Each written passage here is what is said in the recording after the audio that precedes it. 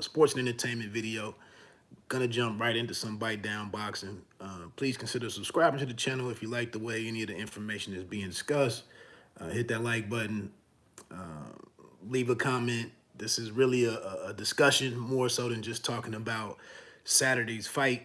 The biggest fight on Saturday, which was Chocolatito against Julio Cesar Martinez, and then the rest of that card. Because I'm also going to talk about the evolving value of a DAZN subscription, and this is in light of the next Canelo fight against Dimitri Bivol. We all know now that that's going to be a pay-per-view for DAZN, which is about, I think it's $59.99 for current subscribers. And this is, of course, after the fact that they came onto the scene talking about the death of pay-per-view. And now 3 years later, here we are, with somebody else offering fights at pay-per-view. Also have to consider, I asked the question Friday, didn't get any feedback on it, but here we have this this newcomer, ProBellum, which has a lot of interesting things going on and has signed some interesting fighters and whatnot. But where are we going to watch ProBellum fights is what we ultimately get to that. So starting back at the top, the fight with the card Saturday in San Diego, headlined by Chocolatito and Julio Cesar Martinez. I mean, it basically went down the way that I told you it was. I'm not trying to pat myself on the back or anything.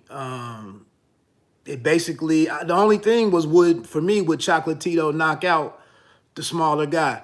Lukey, what's going on, man? I was waiting on you to cover some of this stuff, but I didn't look at your lineup today. I saw you had the Marcus cat on there, or Marquise, so I had to check that out. But yeah, I just thought, Chocolatito would be the technician and outbox the kid. I was a little shocked to see that Martinez made it to the finish line. He took a lot of punishment, took a lot of punches. Just seemed like he was flustered with. I told you he was gonna walk towards Chocolatito and just try to brawl and impose his will, but you can't really do that to a guy like Chocolatito. It's gonna take more boxing ability than to just run through the guy, especially if he's on his game. We saw Sorangvasai be able to do that in the rematch, but this is not the same Chocolatito and whatnot. So I just thought, Martinez saw how uncooperative Chocolatito was round after round. He kept throwing wide punches. He kind of winds up to wing his punches, and I'm not an expert in it, but I think little tells like that when you're gonna throw a punch. I felt like maybe Chocolatito was able to time that, and he stayed short and compact inside with his shots, inside of the wider Martinez shots, and he just gradually started beating the guy up. And there's also some issues out there with what Martinez's conditioning is. He's had some health issues. I don't know. I think Chocolatito is really one of the more disciplined, committed fighters out there. And if you're a guy who's not on top of your game and living kind of that Spartan lifestyle, he's just not going to beat himself in all likelihood. So it was the same, from round 2 or 3 to round 12. It was just Chocolatito beating up the lesser man. So we'll see what happens. I'd be very interested. I would love to see, if they can get the trilogy done with Estrada, I think that would be a good fight, obviously. But if Bam Rodriguez was to fight any of these guys, I'd like to see that as well. Some good action is still out there at Superfly. So shout out to Roman Gonzalez on seeing him with another good night of action. I thought the crowd was pleased and was engaged and whatnot. So I thought the optics of the show looked pretty good. The rest of the card was really not all that thrilling. The Mauricio Lara fight, the 3-round knockout of Emilio Sanchez, where Lara did get hurt in that second or third round, and he had some sketchy moments for himself, but he came through with the big knockout in the end. So that was a good a good action fight. I don't understand why Lara and Warrington continues to be a discussion. I don't think Warrington is going to come back and have any kind of improvement against Lara. I don't think so, and I don't know why Lara wouldn't go on to do bigger and better things, but right now, options might be limited because a lot of the titles are out there at with other promotional entities or other boxing platforms and whatnot. So I just thought it was a good action fight. The Joek, no, that's not the same one. Mark Castro against Madeira. Diego Pacheco against a dude who was willing to lay on the ropes with his hands down. Sissoko against Valenzuela Jr. I think Sissoko might be an Anthony Joshua fighter, one of his fighters. He got knocked down, came back and knocked down Valenzuela Jr. in the same round, and then boxed his way to a decision. I was mainly there for the main event. So that brings me into my whole discussion about the ever-changing, I won't say evolving or devolving, but the ever-changing value of DAZN. Before I get to that, though, I will say overall for a boxing weekend, I thought Ramirez and Pedraza was going to be a good fight. I thought it was a so-so fight, to be honest. I didn't like Pedraza's I didn't like his energy. I didn't like his willingness to go for a win and try to be competitive. He kind of let me down, and I think that hurt that card. I think it made that card pretty boring. The Torres fight, the heavyweight, the Mexican heavyweight, USA silver medalist, I thought that fight was just like, it wasn't pretty. It was an introduction to Torres, but I don't know. And I got to give it to the kid. Maybe he was rushing a little bit, nerves probably playing with him and whatnot. He wanted to make a big statement. So, I won't hold it against him. I just thought it was a weird fight. The other kid on there, Gabriel Flores Jr., he probably needs to move up. I would agree. It looked like his feet were, it looked like his body wasn't responding to what he wanted to do. Was it Montoya? Montoya was like a crude boxer, slugger or whatever, but I guess Montoya has maybe a victory over the guy that just beat or handed Flores his last loss or his first loss. So the crowd didn't really think that he won the fight. I thought he won the fight, but I just don't think I think he has is showing the signs of fighting at the wrong weight. So I know when a fighter starts trying to talk through these things in the ring the night of, it can look like excuses. His dad was saying a bunch of stuff, kind of looking like Teofimo Lopez Sr. a little bit. But I think this is a very important discussion that they have to have because he does have his first loss already. I don't know what Gabe Flores Jr.'s ceiling is per se, but I definitely don't want to see the kid get on the wrong side of his career where you go from being someone on the rise to now we move you over here and you just kind of out here. I do think the kid can box pretty good, but like I said, he just didn't look sharp at all. Looked like his feet were kind of stuck in quicksand or something. I thought he could have boxed a lot better against a guy like Montoya, but when your body just isn't reacting right, it's hard to look as good as you like to look.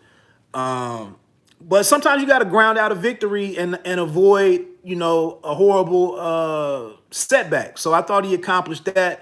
The rest of that card kind of was like, I don't know. It wasn't a great boxing weekend to me. It just wasn't. Getting back to the zone with the whole value thing. I was listening to Markowski or Joe Markowski on the Chris Mannix podcast, the Chris Mannix boxing podcast. And, he sounds like a dude who he sounds like an executive that has to tell fans and subscribers and the boxing world that the baby is ugly. I've used that phrase before or that analogy before.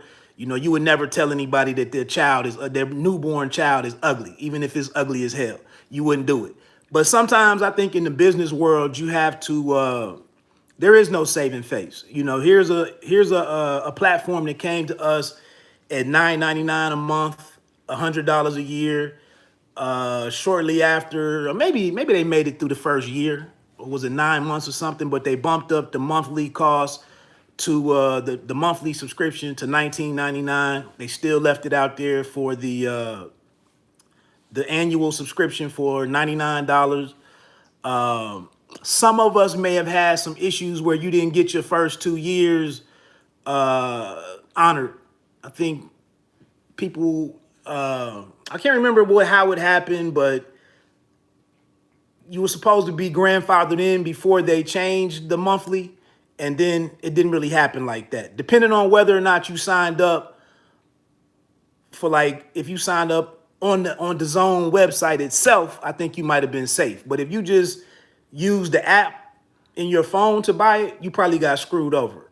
And then I know during the pandemic, I lost like 4 months where I wasn't reimbursed for anything for when the pandemic shut down the schedule. They didn't do a discount code for when you re-upped. They really weren't willing to work with you whatsoever. And I was a lot bit disappointed at kind of being jerked around. I felt like you got to be a little more understanding in that particular situation. And I don't know why people who were trying to re-up with you for a year, why you couldn't get a 10% discount to make you happy.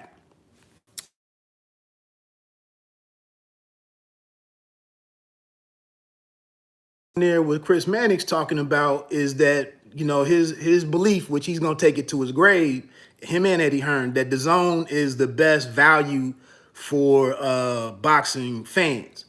And I think in the last 2 years, I probably give you that. I probably would agree with that. I think, but now here in year 3, this is the first year that I'm not doing the $99 annual subscription. I think their schedule, all of the schedules have been handled differently this year for everybody.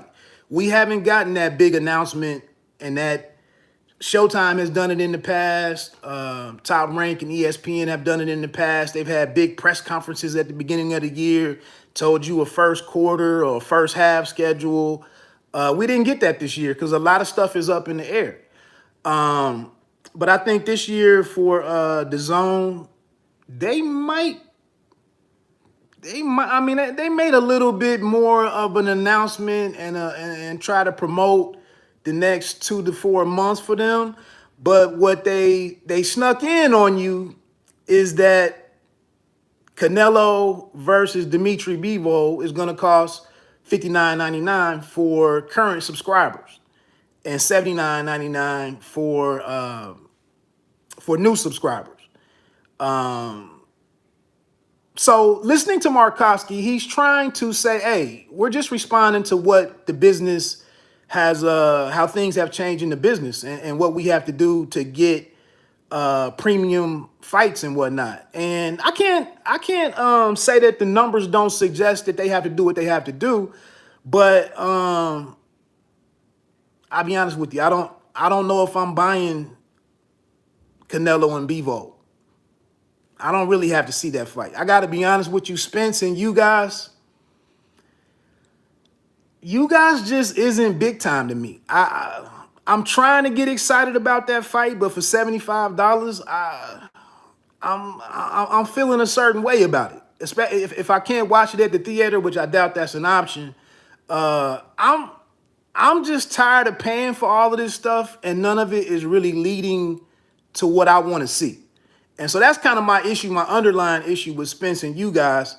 I don't have a lot of confidence after that fight I'm going to get Spence and Crawford.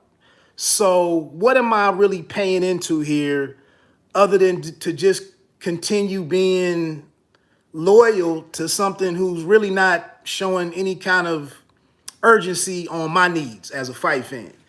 Those that are happy with that fight and love Spence, you guys, salute to you. I'm not trying to spend your money. I'm just telling you where I am. You know, $75 for Tyson Fury and Dillian White. That ain't big time to me. So a lot of these fights, I just don't know. But the DAZN is value. Yeah, I don't know if I mess with Canelo and Bivol. Because that leading in, if that's from all things how it looks, Bivol is meant to lead into Canelo and Triple G, provided that Triple G gets past Murata. Chris Mannix wants Canelo and Triple G. Reggie Woodson, I don't really need to see that fight. I don't really need to see all of these fights that they're trying to tell me I got to pay $80 to see. It's just not the case for me. So with the DAZN, getting back to that value, I've been dancing around it. I just don't. Right now, they got me with me being lazy. I've left it out there that this year not doing the annual subscription. Now I'm like 4 months into the monthly. And now I'm kind of eating into my own money. You know, now I'm kind of losing out on saving to just go ahead and do the $99 for the year because I'm already at $80, you know, and paying a subscription fee. Now to turn around and hear, oh, I got to give you $60 to watch Canelo and Bivol, I'm a little pissed off. And then to be honest, you know, looking at the rest of the lineup on the DAZN, yeah, you see some fights here and there. You see some cards here and there, but it's not like their schedule is jam-packed. It's not like a lot of these cards, I'm coming away on Sunday morning like I saw some great action last night. It's just kind of there. We know it's heavily, is leaning heavily towards international. You know, it's a lot of and let's look at the younger guys that the DAZN and Matchroom USA has been trying to see if any of these kids work. Diego Pacheco fought Saturday. He's still fighting nobodies. Mark Castro is only 3 or 4 fights in. Ray Ford is looking like he may not be, you know, anything, a player, you know, moving forward. I guess, you know, the Nikita Bobby cat is like he's gone. Reshat Mati looks like he's gone. He's gone. We got Austin Ammo Williams. He's, you know, he's a couple of fights back from having a fallout with Eddie Hearn, you know, on his Instagram account and whatnot.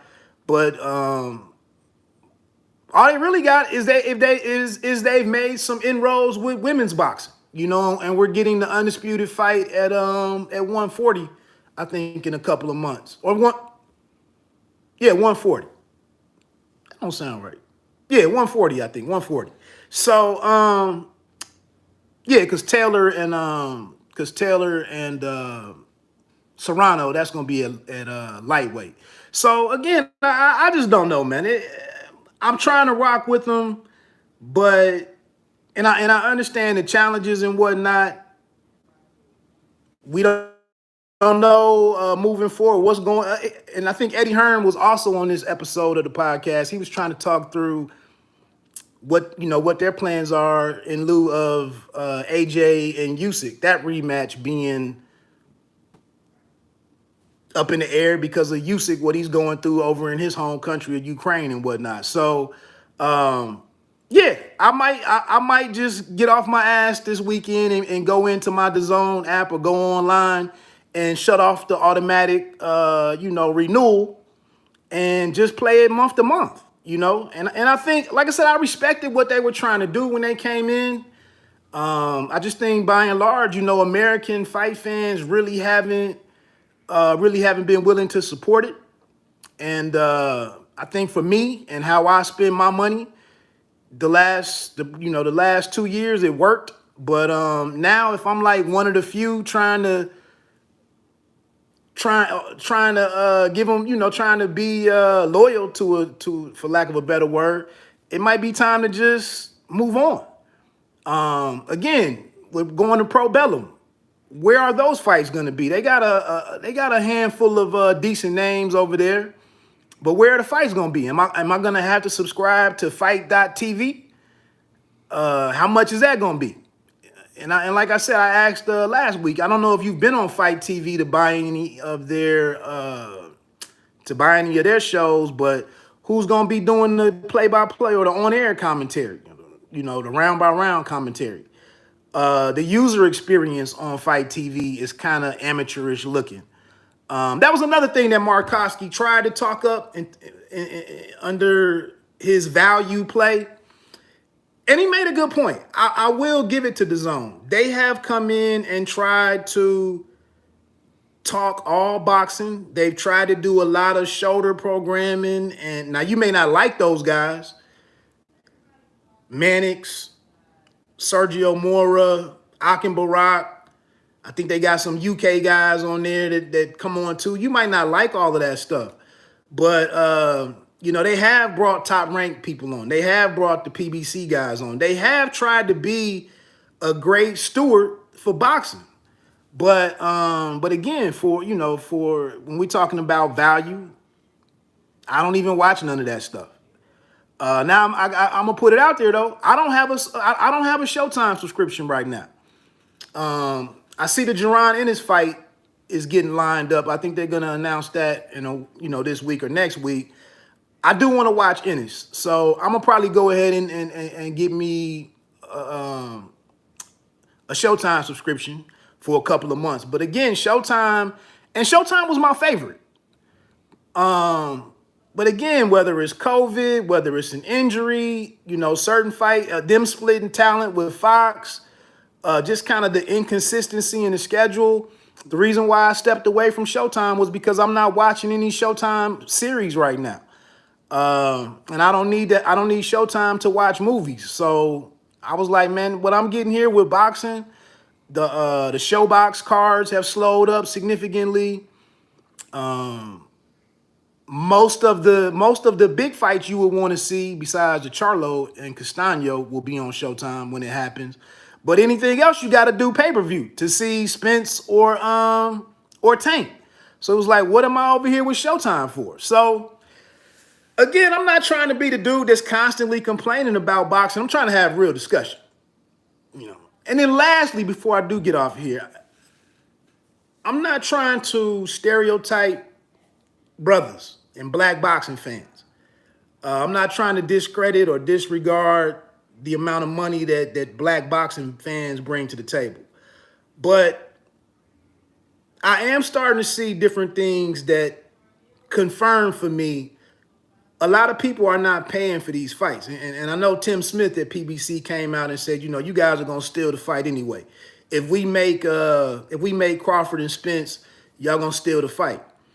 And I'm just putting this out there. A couple of weeks ago, I'm at the barber shop getting a haircut, and my barber is like, "Hey, it was a while ago, and I think it might have been for you guys and Pacquiao."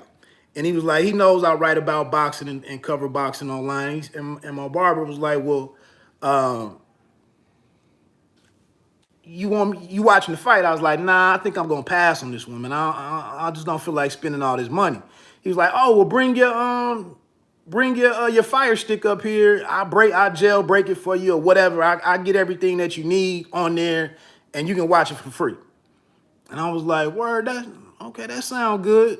I wasn't gonna do it, but I find it very hard to believe that a lot of people who have free movies, the stuff that's at the movies, you can watch it from your home, and all the different stuff that you have that you can get for free.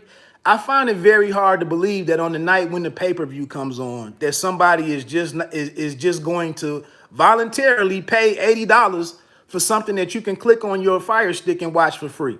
I'm sorry, I'm just not buying that. I get text messages from different dudes that are watching the fights when they're on pay-per-view, and like I said, I've made up my mind. I haven't bought many of them, and don't plan to buy many of them. I just sit here and I see what happens on Instagram.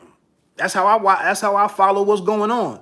But people I know who did not pay for the fight, they texted me round by round stuff, and I'm sitting here getting anxious and uncomfortable because I'm missing something. But this is 3 or 4 people. They don't give a damn about paying for the fight. They have no shame in pirating the fights. So I'm just saying, I think people aren't being honest about who is and isn't buying pay-per-views. I think the numbers that we're hearing fight after fight are reflective of that. I think, I think Tim Smith, you might not want to hear it, but I think, these people sit back and they get the numbers. They look at the numbers. They know what they pay to put these fights on. They know what they get in return. They know how it's been declining the last several years. And it's probably just like, we just gonna do the bare minimum until we can't do nothing no more, and we wrap this shit up and we go on about our business. But I see people point the finger and people want to predict PBC is bankrupt and how it's bankrupt. I just think boxing is going to be is going to have a very international feel to it. And maybe even something like a World Boxing Super Series type format in a couple of years. It might just be something like that to where, and it's all on some app. It might not be DAZN. It might not be Fight TV. It might be something new. I don't know. But I just think it's going through a drastic change. And, nobody can keep spending money on stuff that nobody is really buying or a large enough audience is not buying to make it work. Lastly, before I do get off here, though, I think another thing that might be a problem for DAZN. I think Amazon is getting into the NFL game. They've been offering big money contracts to like Sean Payton, maybe even Joe Buck, and somebody they were trying to bring over there to be the voice of their NFL games. And I think that's another blow for DAZN. They had aspirations of getting involved. They only intended to start with boxing in North America. The goal was to be able to get into the major sports. But if Amazon has outbidded them or, found a way into the NFL game, that means that that's less opportunity for DAZN to really broaden its product mix. And again, to sit here and turn back, well, damn, we only got boxing. That's all we got in America. That's not gonna get it. So, they might have to pack up shop and exit. I see the articles about them hemorrhaging billions and whatnot. It's tough. It's a tough business. It's not even limited to sports. I mean, if we look at all the different streamers out here now for content with Apple TV, Hulu, Disney Plus, Netflix, it's tough as hell. So to me, it's nothing to sit here and point the finger at anybody. It's tough business, and the subscriber game is challenging because, like I'm gonna do this weekend, it's easy for me. I don't have to call nobody. I don't have to wait for Time Warner to come to my house to turn the shit off or to take these boxes out of my house. Saturday, when I get a quiet moment, I'm gonna sit my ass down and go on DAZN.com, and I'm gonna simply change the setting from automatically re-upping for the next month to I'm canceling the shit. And they don't have no chance to keep me around. Mr. Woodson, what if what are you displeased with? Nah, bro, I'm out. Shit. I'm out. And it just goes like that. So anyway, boxing sometimes, like all sports, baseball right now might not have a season. Mess around and not have a season right now, baseball could maybe not even make it back. It's not like it's the most followed sport anyway. You mess around and be gone for a year and let people move on to other shit, might not be nothing to come back to.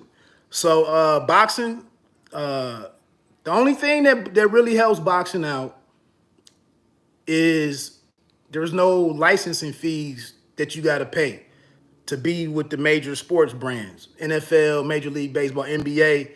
You're talking about billions of dollars to put those on. Boxing, You can just go find 20 dudes who need some money, who willing to fight, and you just put the shit on your app. It's easy. So it's always gonna be here, and it's always gonna have somebody that flirts with it. But I don't know. It's in a bad spot right now. Anyway, I didn't ramble for long enough. Appreciate you rocking with me. Let me get on off here. Enjoy this week. The fight that's coming on DAZN this week, or the boxing that's out there this week, Wood and Conlon.